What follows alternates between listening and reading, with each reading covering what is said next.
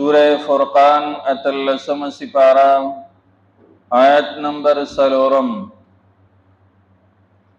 تیمخ کی آیتونو کی اللہ تعالی مسئلہ توحید او د یووالی د الله تعالی ذکر کړه اور دیو کو په شرک باندې نو دې کې دویمه مسئله هغه ذکر کوي چې هغه ته اثبات د رسالت د جناب رسول الله صلی الله علیه وسلم دا محمد رسول الله صلی الله علیه وسلم دا الله تعالی حق او رښتونی پیغمبر دی او دا خلق نه سبه انکار کوي او منی نه او اعتراضونه په باندې کوي کم اعتراضونه چې د خلق کول نو دا غي جوابونه کوي یو دی داوی چې ان هاذا الا افک افتراه نه دا قران دا چې کوم د تنازلیږي مگر دروغ دي چې دا غي لره د ځان نه جوړ کړی دي عداس نوم یو غلام دی هغه غلام د سره ملګری شي او د ځان نه جوړي او به مونږ ته چرین هغه بیانای نو بیا په باندې سوال راته چې د ځان نه جوړی دی یوازې کس نو داسې خيسته کلام مربوط کلام چې یو بل سره تړلې دی د یوې خبرې د بل خبرې سره مناسبت دی په ځای باندې چې نو مناسب خبره ده او بیا په یو ټکی کې ډیر مطلبونه او ډیر چې هغه مرادونه دي نو یو کس دا څنګه کولی شي هغه د پاره وی وعانه علیه قوم اخرون یاره आवाज نه دی داس یو قوم او یو ډله شته چې د مدد کوي په دیوانی د مرسته کوي دله چې هغه دی راټول شي او ځکه کین او جوړ د قرآن کې د ځان نو لیکي او بیا مونږ ته وایي نو بیا په باندې سوال راته چې یاره دا چې دین هغه دی لیکي او د سره بل قوم دی او هغه قوم د مرسته کوي او هغه ملګرتیا کوي نو دلته په خپل باندې لیکل لستل نه ورزي نبی رسول الله لیکل لستل نه ورتل لیکل هم نشو کوله او بیا ویل هم نشو یعنی د کاغذ نه نشو ویل په یادو به ویل د صلح حدیبیه موقعه او چې صلح او شو نو لیکل کېدل نو علی رضی الله تعالی عنہ لیکل چې دا زمونږ او د مشرکانو په منځ کې لوز شو معاهده شو ناغو لیکل محمد رسول الله د مشرکانو چې کوم وفد راغلو هغه اعتراض ورته وی وای مونږ پیغمبر منو نو تدلته په معاهده کې رسول الله لیکي داتې نوران کا علی رضی الله تعالی عنہ دا زنوران یا پیغمبر دی رښتونی رتا سینه معنی هغه مونږ نه زموازي ورانوم نه نبی علیہ السلام ورته کم ذکر لیکل ماته او خایزه ورانوم نبی علیہ السلام تعالی رضی الله تعالی عنہ خود ودا زیری نبی علیہ السلام په خپل اوران اوس دغلته دا رسول الله ته کې نبی علیہ السلام نه پیژند چې دا کم یو دی ذکر لیکل لستل کړي نو چې دل لیکل لستل ورزینا نو دې چې جوړ کې ویل کې نو بیا وای څنګه نو ناغه له بل اعتراض جوړ کوي فهیتم لا علیه بکرة واصیلا یره سار او ما خام دل کسان راضی او ته وای هغه لیکلو شي کنه نالیکل دته وای او چې دته وای نو دې یاد کی نو بیا مونږ تکین او بیا مونږ ته بیان الله تعالی وای فقد جاءوا ظلم وزورا یره ډیر ظالمان دینو ډیر په زیاتی باندې راتلو کړل نو دې ته سوچ نه کوي چې دې داسې معجز کلام جوړي او وای کنه چې داغه مقابله یې څوک نشي کولای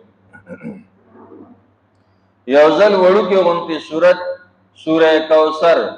ان اعطیناک الکوثر فصل لربک وانحر ان شانئک هو الابتر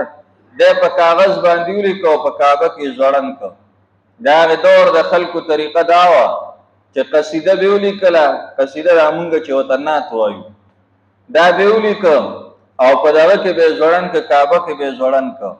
سورزه به ځوړن دو کچا په اعتراضونه کول نو نه خو په کړ چې دا ځای غلط دی دا ځای غلط دی یا کبه چا مقابله کول شون دا هغه په مقابله کې به قصیده ولیکل ولته به ځوړند کړه دی دا سوره کوثر لیکو کعبه کې چې نه هغه ځوړند کو ډیر روزه ځوړندو چې مقابله نشو کول او غلطین پکې نشو راويستي اخر کې یو کس سره ولیکل ما هاذا قول البشر دا د انسان کلام نه دی دا د انسان خبرې نه دي چې مونږه دې مقابله وکړو دیوم په زړه کې ورته دا پته و چې دا کلام د الله تعالی دی او دا جوړ کړی نبی علیہ السلام نه دی او د اعتراضونه ولې کول دا منې ولې نه د ضد او د عناد د وجنه کله چې سړی په ضد باندې ودرېږي کنه نو دته کته هر قسم په دلایل باندې خبره کې دی منی نه ضدی وی کنه الله وی فقد جاءوا ظلما یقینا دی راتلو کل په ډېر زیاتی باندې وزورا او په دروغ باندې د دروغ خبره وکړو مختصر جواب الله کوي قل انزله الذي يعلم السر في السماوات والارض او تر علی گله دل را الله هغه ذات چې هغه په پټو د اسمانونو او د ځمکې پوي د ځمکې او د اسمان علم او د دې د مخلوقات او علم چې کم ذات سره دی نو هغه ذات دا کلام را لګره او بیا دې ته سوچو کا چې په دې قران مجید کې د مخکنی خلق هغه واقعات ذکر دي او تاسو باریکي خبره پاره کې ذکر دي چې هغه تاسو ته هم پته نشته اکثر خلکو ته دا د رقم زره معلوم کړل دی خو هغه وخت یو نه دا چې ته معلوم کړل دا د الله تعالی وحی و پاره سره معلوم کړی دا دلیل د خبره دی چې دا د ځان نه نه جوړ کړي او دا الله تعالی را لګره دا الله تعالی دې رحم او کرم تو ګورا کافران منی نه کافران اعتراضونه کوي کافران نبی علیہ السلام ته چنو ضررونه او تکلیفونه رسي باوجود د الله تعالی په اخر کې سوې انه کان غفور الرحیم یقینا دا الله تعالی بخون کې او مهربان ذات دی ترغیب ورکړي تا زما پر علی ګل شو پیغمبر اعتراضونه وکړل هغه ته ضررونه رسول زمان علی ګل شو کلام ته نسبت د دروغ وکړ بیا هم در له ترغیب در کوم راشه توبه وباسا زما دروازه کوله او بیا دې معاف الله आवाज کوي انسان راشه توبه وباسا زه دې معاف کوم خود انسان په دې ځل کې بکله د راضي چې رسول الله ته متوجي شي موزه د خپل کارونو توبه وباسا الله تعالی انتظار باندې چې دا انسانان مال راشي او ما ته توبه وباسي چې الله بس کوم کړی دا غیر مې توبه آینده د پاره بچینو نکوم دا آینده د پاره مې اعظم کو بیا بچی نه ګنا نه کوم او چې دا کم را نشي دا غیر مې توبه زندگی بچی نه هغه سم تیروم په دې انتظار دی الله